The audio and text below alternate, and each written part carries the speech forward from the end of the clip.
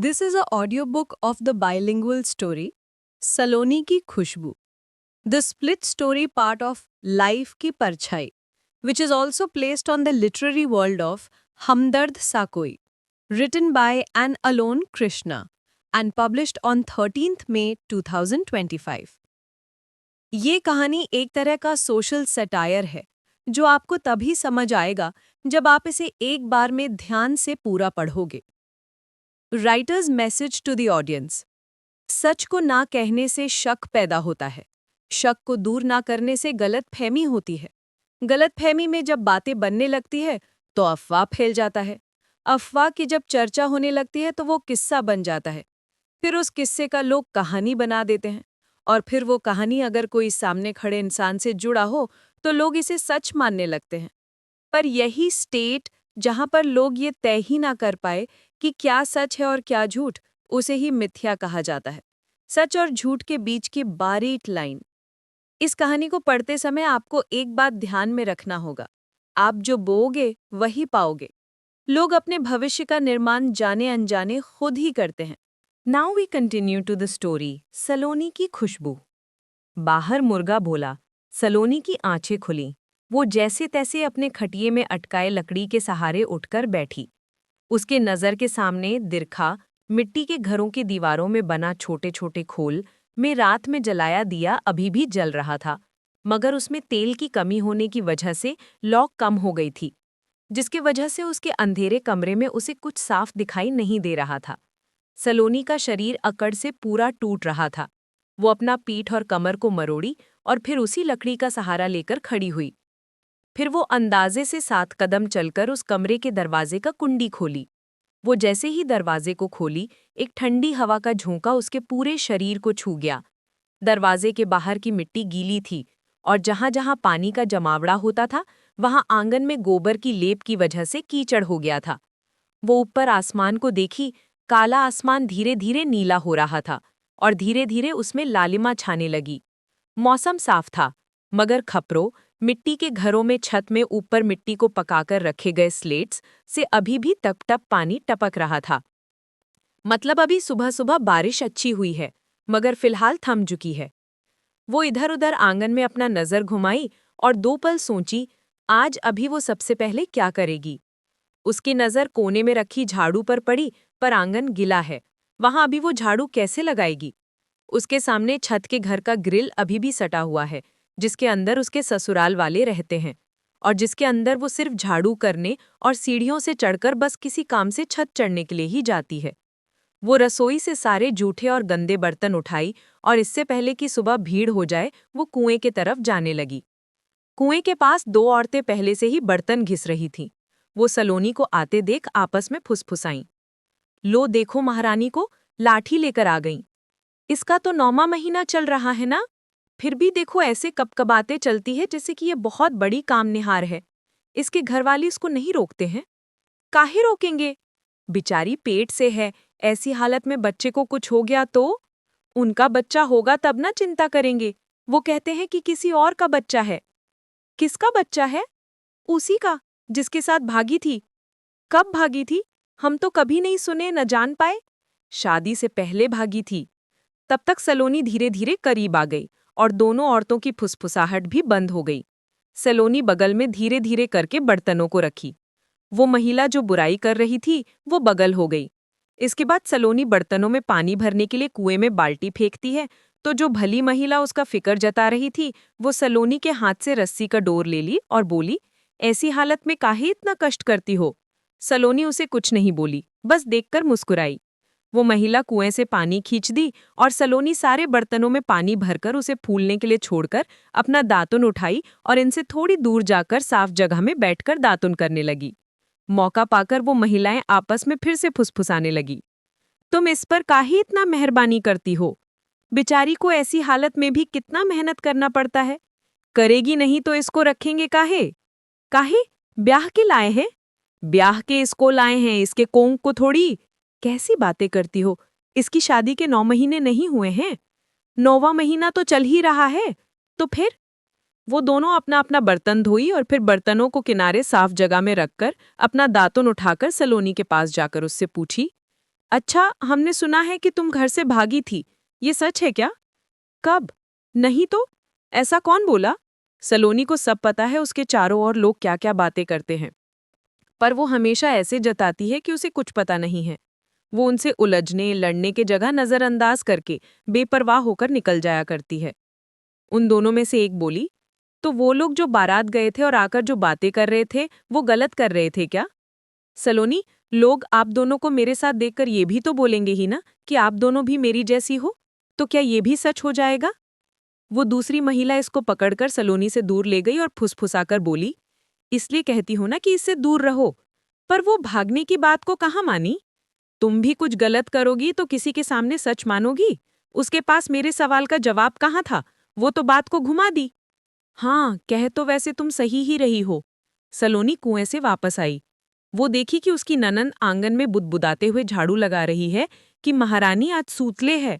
जब वो सलोनी को देखी तो झाड़ू वहीं छोड़कर जाने लगी। जो देखकर उसके ससुर, जो कि उस वक्त बैलों को गौशाला से बाहर निकाल रहे थे, उसकी ननंद को जोर से खींखरे, जिस पर खिसियाकर उसकी सास बोली और उसके ससुर उसकी सास को मारने के लिए उठे।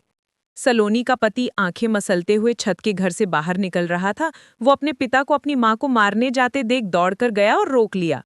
फिर वो भी गरज कर बोला कि ई कुल्टा के खातिर हमार माई के मारे जाए है, तोड़ चलते अकर खायल परुहा चले लागल है, न तो अकरा कब के घर से निकाल देत लिए। ये सब देखकर सलोनी बर्तन बगल में रखकर झाड़ू उठा ली और सलोनी का पति गुस्से में ये सोचकर कि सब सलोनी के कारण हुआ है, सलोनी को एक लात मारा, जिससे सलोनी गिर गई। सलोनी का ससुर उसे उठाने के लिए गया, पर सलोनी अपने पेट के दर्द के मारे बहुत मुश्किल से जैसे तैसे करके उठी। उसकी आंखों से आंसू आ रहे थे, पर वो मुस्कुरा रही थी। उसका ससुर उसे चबूतरे में बिठाकर थोड़ा देर आराम करने के लिए बोला। ये देखकर उसकी सास दोनों को खरी खोटी सुनाने लगी। उसकी ननंद झाड़ू उठाकर सलोनी को बोली, जाय के रिंद, ने तो देबो आखन खाए ले। सलोनी जैसे तैसे करके लकड़ी के सहारे रसोई गई और अपने पेट के दर्द को बर्दाश्त करते हुए लकड़ी के चूल्हे में उसके धुएं में खांसते हुए खाना बनाई। सलोनी का पेट लगातार दर्द कर ही रहा था, तो वो खाना बनाने के बाद खाकर जाकर अपने घर में सो गई। जब दोपहर हुआ तो उसकी ननंद आकर उसे जूठे बर्तन धोने के लिए बोली और चली गई, पर सलोनी अपने पेट के दर्द को सहते सहते सो गई थी। थोड़ी देर बाद उसकी सास उसकी ननंद को डांटते हुए बर्तन धोने के लिए बोली, ताकि जब उसके ससुर और पति काम करके घर वापस लौटे तो उनको खाना परोसने के लिए बर्तन साफ मिले। पर सलोनी की ननंद दोबारा सलोनी के पास जाकर उसे उठकर ये करने के लिए बोली। इसके बाद भी जब सलोनी फिर भी बाहर नहीं आई और घर के अंदर से उसकी सास उसकी ननंद को फिर से आवाज दी, तो उसकी ननंद गुस्से में सलोनी के कमरे की कुंडी बाहर से लगाकर बर्तन उठाकर उसे धोने चली गई। सलोनी के ससुर और पति दोपहर का खाना खाकर चले गए। उसके बाद जब दर्द से ज्यादा सलोनी को भूख का एहसास होने लगा, तो वो जैसे तैसे करके उठकर दरवाजे के पास गई और उसको अंदर से खोलने की कोशिश की। पर जब दरवाजा नहीं खुला तो वो समझ गई कि दरवाजा बाहर से बंद है। ऐसा उसके साथ पहली बार नहीं हुआ है। ससुराल के 9 महीनों में ऐसा वो पहले भी कई बार देख चुकी है। वो अगर आवाज भी देगी तो उसको सुनने वाला बाहर कौन होगा? कोई उसके लिए दरवाजा खोलने के लिए नहीं आने वाला है। ये सोचकर सलोनी वापस अपने खटिये में लेट गई और वापस जाकर दरवाजा खुलने के इंतजार में फिर से सो गई। शाम हो गया। सलोनी के ससुर और पति घर वापस आए। वो देखे कि अभी भी चूल्हा चौका करना शुरू तक नहीं हुआ है। उसका पति आवाज देता है, आज भूखे रखोगी कम आई? सलोनी की सास घर से बाहर आई तो उसके ससुर बोले, बहुत दोपहर के भी कहूँ गेल है लई, अभियो कहूँ गेल है का? उसका पति धीरे से बुदबुदाया, कहीं हमेशा खातिर ही चैल जतलाई तो बेस भेत लई? उसकी सास बोली, कहा जान, हमहू तखनी से ही केवरिया लागल देखे लागल है यह। और उसकी ननन को बोली बर्तन धोकर लाने के लिए और खुद चूल्हा चौखट करने लगी। उसकी ननन के पास और कोई चारा भी नहीं था। वो सलोनी को कोसते हुए कि महारानी न जाने कहाँ गेल है आइज, आवे दे, आइज ओकरा खाए ले दहिए, बर्तन उठाकर चली गई।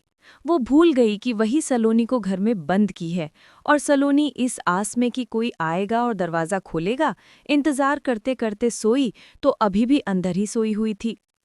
धीरे धीरे ठंडी हवाएं चलने लगी, आसमान में बादल छाने लगे, धीरे धीरे घना अंधेरा भी होने लगा। सलोनी के ससुराल वाले रात का खाना खा ही रहे थे। सलोनी जोर जोर से कराहने लगी। वो बाहर आंगन के तरफ निकले तो आंधी भी चल रही थी।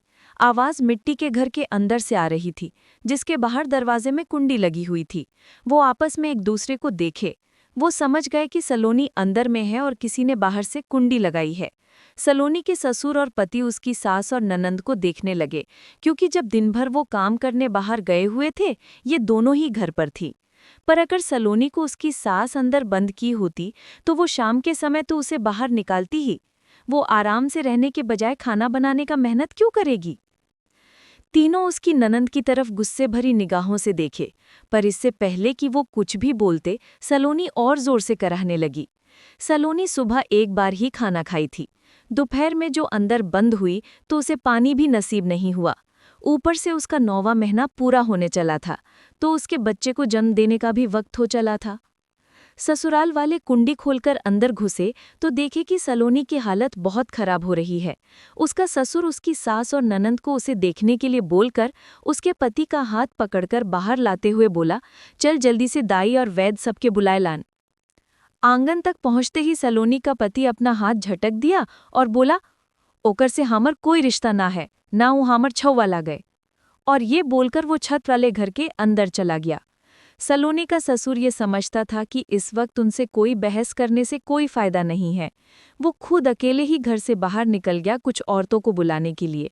उसके चौखट से बाहर पैर रखते ही बारिश शुरू हो गया, पर वो वैसे ही भींगते हुए बाहर निकल गया। और उसके बाहर पैर रखते ही पीछे से सलोनी की सास भी पीछे से बाहर आ गई, और उसके पीछे उसकी ननद भी, और दोनों उसे अकेले छोड़कर छत वाले घर में चली गई।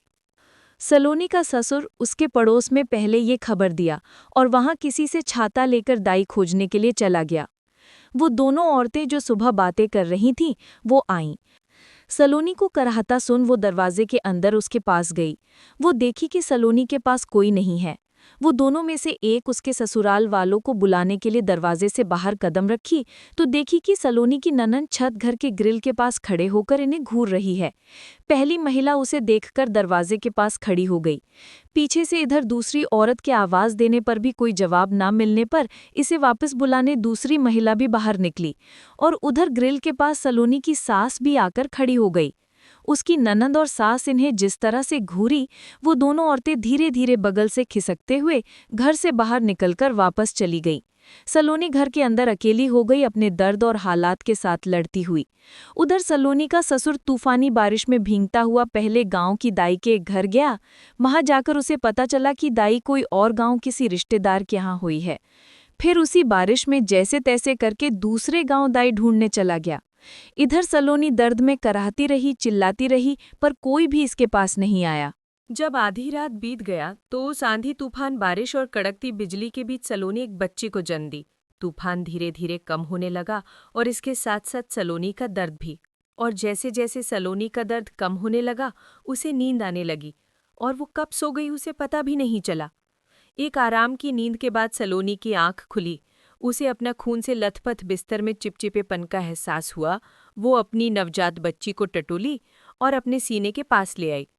उस बच्ची की धड़कन तो चल रहा थी, वो सांसें भी ले रही थी, पर शोर नहीं, वो रो नहीं रही थी। वो छोटी मुलायम सी बच्ची जैसे कि गहरी नींद में सो रही हो। सलोनी उसे बाहों में भरकर मंद मंद मुस्कुराने लगी, जैसे कि उसके मन में चल रहा हो कि चलो, इतना दुख सहने के बाद कुछ तो अच्छा हुआ।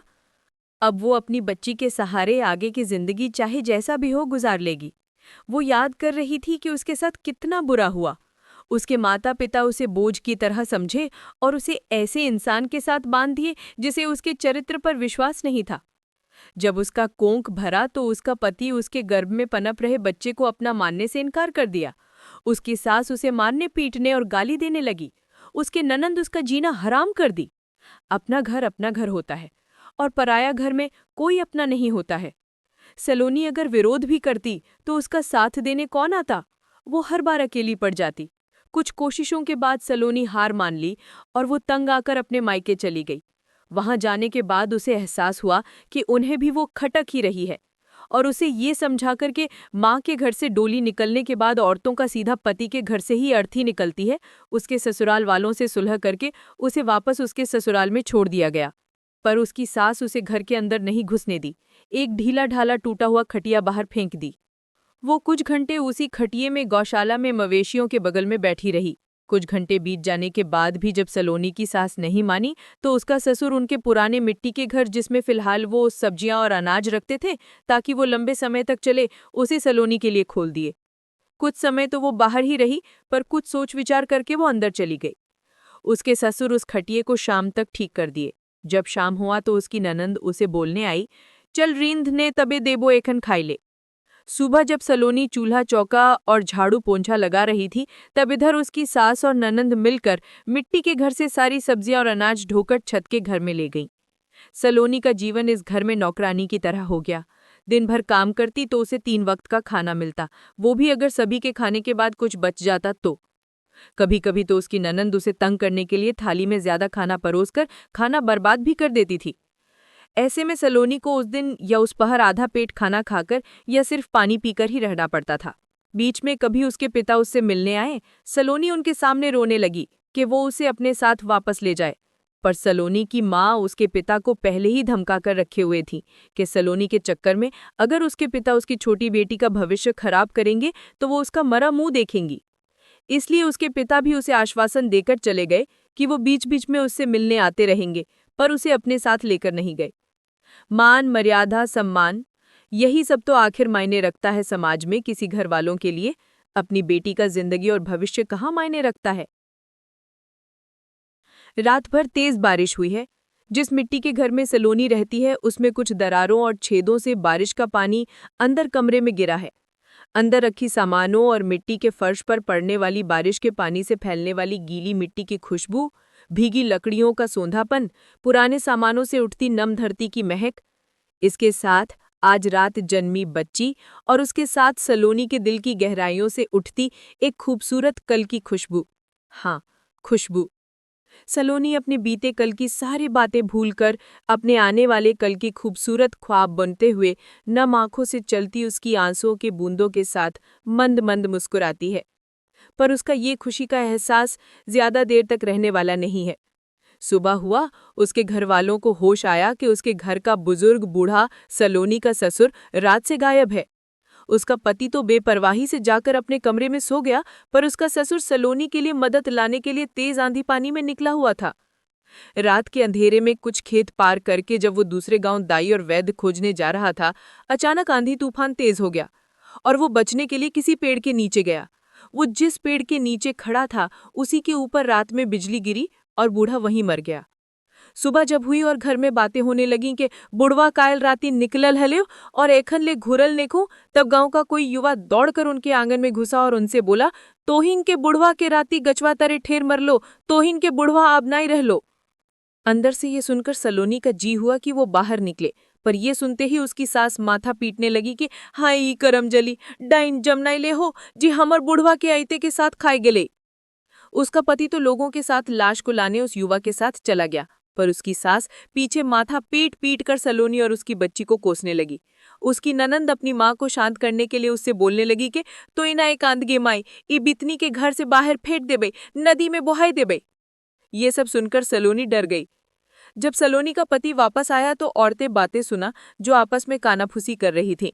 का जाने एकर पोताहिया कैसन है, एतना कुछू है गेले और एको जिग भी घरवा से बाहर नहीं निकलल। ये सुनकर सलोनी का पति ताव में घर के अंदर घुसा। वो देखा कि सलोनी अपनी बच्ची को कस के अपने बाहों के बीच अपनी खून धब्बे वाली आंचल में छिपाकर कस के पकड़कर डरी डरी हुई कोने में बैठी हुई है। वो सलोनी को देखकर थम गया और वहां रखी सूखी मोटी कुछ लकड़ियों को बाहर चिता के लिए ले गया।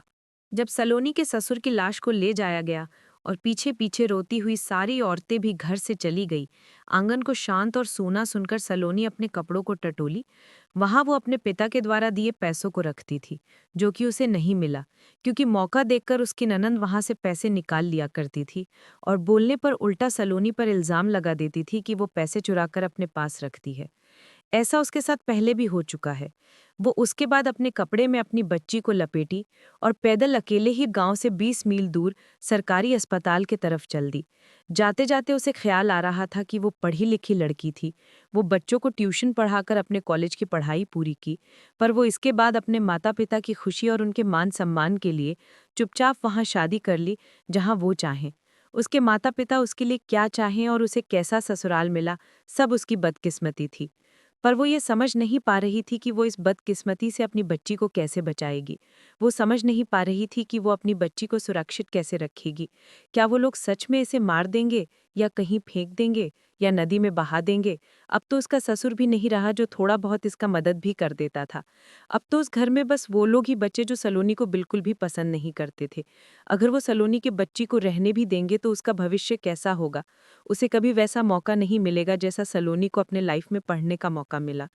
जैसे वो इन 9 महीनों के अपने ससुराल में शोषित हुई है, उसकी बच्ची भी होगी। जैसे वो नौकरानी की तरह जी रही है, वैसे ही उसकी बच्ची से भी काम करवाया जाएगा। सलोनी जब अपनी बच्ची को डॉक्टर के पास दिखा रही थी, डॉक्टर उससे पूछी, तुम अकेली आई हो? हाँ। तुम्हारे घर में और कोई नहीं है? हैं। तो वो लोग क्यों नहीं आए? मेरे ससुर जी की आज ही मृत्यु हो गई, सब उनके साथ चले गए। फिर भी किसी को तो साथ में आना चाहिए ना? सलोनी मौन रही। डॉक्टर फिर पूछी, क्या वो बेटी नहीं चाहते थे? क्या वो इसे पसंद नहीं करते हैं? सलोनी फिर चुप रही। तभी एक नर्स दौड़ते हुए आई और डॉक्टर को बोली, मैडम, कल रात जिस लड़की का बच्चा हुआ है, वो लड़की बच्चा छोड़कर भाग गई। डॉक्टर पूछी, उसका बच्चा कैसा है? नर्स बोली, वो ठीक है, बस रो रहा है और किसी को देखकर भी चुप नहीं हो रहा है। डॉक्टर उसके साथ चली गई। पर सलोनी को ध्यान आया कि उसकी बच्ची अभी तक अपनी आंखें नहीं खोली है। कम से कम वो तो नहीं देखी है उसे उसकी आंखें खोले हुए। हाँ, वो बीच बीच में भूख लगने पर रास्ते में रोई, जो कि दूध पिलाने पर शांत हो गई, पर वो आंखें एक बार भी नहीं खोली अभी तक। जब डॉक्टर वापस आई तब वो सलोनी के सामने बोली, पता नहीं इस दुनिया में कैसी कैसी लड़कियां हैं, बिना शादी किए जहां तहां मुंह मारती फिरती हैं, गर्भवती होती हैं, फिर बच्चा होता है तो जिम्मेदारी उठाने की जगह वो उसे बोझ समझकर ऐसे छोड़कर भाग जाती है। सलोनी इस पर कोई जवाब नहीं देती है। वो अपनी बच्ची के बारे बताती है कि वो अभी तक आंखें नहीं खोली है। फिर वो डॉक्टर सलोनी की बच्ची को पूरी तरह जांच की और उसे बोली कि चिंता की कोई बात नहीं है, उसकी बच्ची पूरी तरह स्वस्थ है। बस कुछ बच्चे होते हैं जिन्हें रोशनी शुरू शुरू में बहुत ज्यादा चुभती है, तो वो धीरे धीरे अपनी आंखें लेट से खोलते हैं।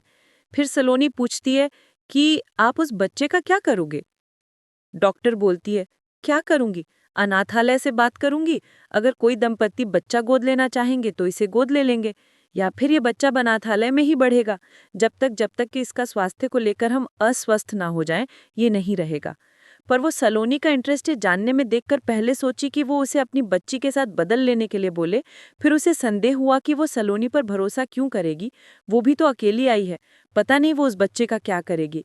वैसे भी लोगों को अपना खून अपना लगता है और पराया उन्हें पराया ही लगता है, और बेटी की अपेक्षा बेटे को जल्दी ही कोई निसंतान माँ बाप गोद ले लेंगे। जब डॉक्टर सलोनी को सारा जांच करके उसी रिपोर्ट दी, तब वो हॉस्पिटल से बाहर निकली। पर वो घर नहीं गई, बल्कि अनाथालय गई। वहां वो अभिषा के साथ पहले भी वॉलंटियर करने जाया करती थी। अनाथालय के गार्डियन मदर सलोनी को लंबे समय के बाद देखकर बहुत खुश हुई, पर सलोनी उनके सामने घुटने में बैठकर फूट फूट कर रोने लगी। वो उन्हें रो रोकर अपनी शादीशुदा जिंदगी की सारी कहानी बताई। फिर उनसे आग्रह की कि वो उसकी बच्ची को भी अपने पास उस अनाथालय में रख लें। वो मदर सलोनी को समझाई कि तुम ये अच्छे से सोच लो, अनाथ वो होते हैं जिसका कोई नहीं होता। यहाँ छोड़ने के बाद तुम इस बच्ची पर अपना हक नहीं जता पाओगी। तुम्हें कभी नहीं बताया जाएगा कि तुम्हारी बच्ची को कौन गोद लेकर गया है, ताकि तुम उसकी जिंदगी में कभी वापस जाकर उन्हें परेशान ना कर सको। पर सलोनी उन्हें बोली कि ये मेरे पास रहेगी तो मेरे साथ नहीं जी पाएगी, ये मर जाएगी। और फिर सलोनी अपनी बच्ची के लिए एक लेटर लिखती है। इसके साथ वो अपने गले का लॉकेट, जो कि एल्युमिनियम अलॉय के चेन्स के साथ रेड पेंडेंट में bluish black alphabetic symbolic design का बना था, जिसको वो और अभिषा बनवाई थी, जिसमें उन तीनों बेस्ट फ्रेंड्स की निशानी थी, उसे भी दे देती है, जिससे कि सलोनी चाहे अपनी बच्ची को ना ढूंढे, पर उसकी बच्ची अगर भविष्य में चाहे तो उसे ढूंढ ले। और फिर अकेले वापस अपने ससुराल आ गई। सलोनी जब गांव में कदम रखी तब तक शाम हो गया था। आम दिनों की तरह लोग गलियों में काम करके वापस लौट रहे थे। औरतें शाम का चूल्हा चौका का तैयारी कर रही थी। सलोनी जैसे जैसे आगे कदम बढ़ाते गई, पीछे पीछे गांव मोहल्ले में बातें बनना शुरू हो गया। ये तो कल तक गर्भवती थी ना, इसी के घर से घाट निकला था। छौया मोरेल जन्मल है लइका, घाट तो बुढ़वा के लेगल हिलथेन। छौवा सबके नाय दफनावल जाहे, एकरा घाट निकलल नाई देख लिए ये। एकर राती छौवा हेल है, एकरे चलते राती बुढ़वा दाई खोजल चल हले। अपन छवैया के छोड़ के कहा गेल हेले? ओकरा लय के गेल हेले, हमिन घाट से घुरल हेलिए तखनी से नाय हेले। छवैया नाय हाई साथे, कहा छोड़ रखले? के जन जिंदा नाय हेले तो सैले दफनावे ले गेल हेते। बिहान तो ठीके हेले और दफनावे गेल हेले, घरवा के और कोई नाई जतल थिन। एकर घरवा वाली नेकरा पूछथिन, एगो बुढ़वा पूछल हेले, ओहो राती मोर गेले। त छौया के कहा छोड़ रखले? के रखले एकर छवैया के? ओहे ने रखतई जेकर हेतई, आर के रखतई? का मने जेकर हेतई? छोटन के नाय हेले का? नाय, ओखिन दोयो के बीच तो कुछो हेले नाय हेले। सेले के जन घरवा वाली नेकर उसास नाय कर हेलखिन तो हम आप बुझे पारल ही आई। और बस ऐसे ही लोग आपस में बातें करते और बनाते रहे। सच को ना कहने से शक पैदा होता है, शक को दूर ना करने से गलतफहमी होती है। गलतफहमी में जब बातें बनने लगती हैं तो अफवाह फैल जाता है। अफवाह की जब चर्चा होने लगती है तो वो किस्सा बन जाता है। फिर उस किस्से का लोग कहानी बना देते हैं, और फिर वो कहानी अगर कोई सामने खड़े इंसान से जुड़ा हो तो लोग इसे सच मानने लगते हैं। जितनी बातें हुई सब सलोनी के पीठ पीछे हुई। किसी ने सलोनी से बात नहीं की। सलोनी के कानों तक जब बातें आती तो वो भी कोई सफाई नहीं देती। और अब तक पानी सिर के ऊपर जा चुका था। रात में ही कुछ लोग घर आए, हंगामा किए कि वो ऐसी किसी औरत को गांव में नहीं रहने देंगे जो पराया मर्द के साथ संबंध बनाती है, उसका पाप अपने कोंख में रख के गांव में घूमती है, और जिसके शक्ल पर अपने किए का ना कोई शर्म है और ना कोई पछतावा। उस पंचायती में उसकी सास बोली, जेकर पास छौवा लेके गेल हिलाए ओकरे पास रह काहे नाई गेले। उसकी ननद उसकी सास को चढ़ाने के लिए बोली, एकरा नाई राख ले हेतई तो भगाई दे लेते। लोग बोले कि वो अगर सलोनी को समाज में जगह देंगे तो उनके घरों की भी बहू बेटियों की मानसिकता खराब होगी और फिर वो भी गलत छलत काम करेंगे। फिर लोगों की बातों को सुनकर सलोनी का पति भी उसे अपने पास नहीं रखने के लिए चाहने लगा, उसे घर निकाल देने लगा। पर पंचायती में बाद में आए कुछ बुजुर्ग उन्हें दबाए कि ई पहर रात के कहा जाता है। फिर अंत में ये सबके सामने माना गया कि आज रात तक वो अपने ससुराल में रुक सकती है, पर कल सुबह होते ही अपने बाप घर चली जाए।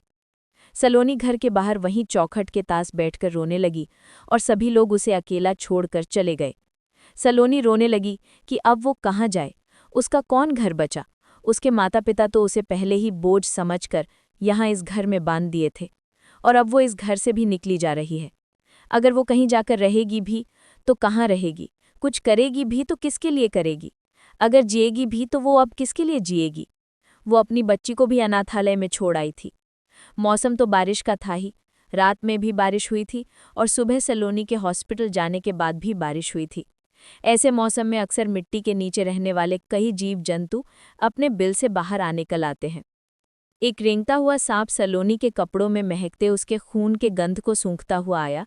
जब वो सलोनी के पांव को छुआ तो सलोनी घबराकर बैठे बैठे ही हड़बड़ाई और उसी सांप के ऊपर गिर गई, जिसे सलोनी के शरीर से सांप का आधा शरीर दब गया।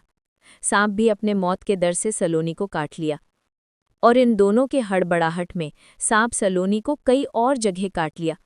फिर जैसे जैसे सलोनी का शरीर सुन्न पड़ता गया, सांप धीरे से खिसककर वहां से निकल गया। जब सुबह हुआ तो सभी सलोनी को उसी जगह पाए जहां वो रात को उसे रोता हुआ छोड़कर गए थे, जहर से शरीर नीला पड़ा हुआ, मरा हुआ। Not everyone get their happy ending. Here her life ends, but story continue with her daughter. This story has written by Annalone Krishna, written on 4th May, started 12th May, finished 2025. Published on 13th May 2025. This is a satire on you. There are some questions which writer asks to the audience. Comment your answers. The questions are: आप इस summary को एक बार remind करो और मुझे जवाब दो। क्या नरेटर आपको उन बातों की पुष्टि करता है जो सलोनी के बारे में अफवाह चल रहा होता है? क्या सलोनी खुद अपने से जुड़े अफवाहों की पुष्टि करती है? क्या आपने भी सलोनी के समाज के लोगों की बातों को ही सलोनी के अतीत का सच मान लिया है? आप कैसे व्यक्तित्व के इंसान हो? समाज में चल रही लोगों की बातों पर आंख मूंद कर यकीन कर लेने वाले, या जिसके बारे में अफवाह चल रही हो उस इंसान का पक्ष जानकर उसे समझने के बाद अपनी खुद की अलग राय बनाने वाले? Again I am saying to you, this is a satire on you. आप सलोनी के समाज के लोगों के बीच उनके ही जैसे हो या नहीं? सम नोट्स गिवन बाय एनालोन कृष्णा। इसके माध्यम से यह भी बताने की कोशिश की गई है कि जिन लड़कियों के बारे में ये अफवाह भी अगर उड़ा हो कि वो घर से भागी है, उनका लाइफ किस हद तक बुरा हो सकता है। हर किसी का लाइफ एक जैसा नहीं होता है, इसलिए हमेशा अपने लाइफ के साथ कंपेयर ना करें। Parents are not always right, their intentions are never wrong, but they are not always right. जिस स्त्री या पुरुष का जीवन साथी ही उसके चरित्र पर भरोसा ना करे, फिर दुनिया को उसके चरित्र को उछालने से कौन रोक सकता है? मैं हमेशा से कहता हूँ कि मैरिज रिलेशनशिप में आने से पहले अपने पार्टनर को प्रॉपर टाइम दो, चैट करो, डेट करो, सोशल एक्टिव्स में एक साथ पार्ट करो, अच्छे से एक दूसरे को जानो समझो, फिर एक साथ रिलेशनशिप में आगे बढ़ने का स्टेप लो, ताकि आपका अपने पार्टनर के साथ म्यूचुअल अंडरस्टैंडिंग डेवलप हो सके। आप अपने पार्टनर पर ट्रस्ट करो और हमेशा उसके साथ किसी भी सिचुएशन में खड़े हो सको। आई होप कि मुझसे नफरत करने वाले या मेरा बुरा चाहने वाले इंसान के साथ भी ऐसा ना हो, ना उसे भी ऐसा कुछ कभी देखना पड़े। कृष्णा की इस स्टोरी को और इस ऑडियो बुक को यहाँ तक सुनने के लिए आपका आभार। यह हमारी उम्मीद है कि हमारी स्टोरीज आपके लाइफ को बेहतर बनाने में मदद करेंगी।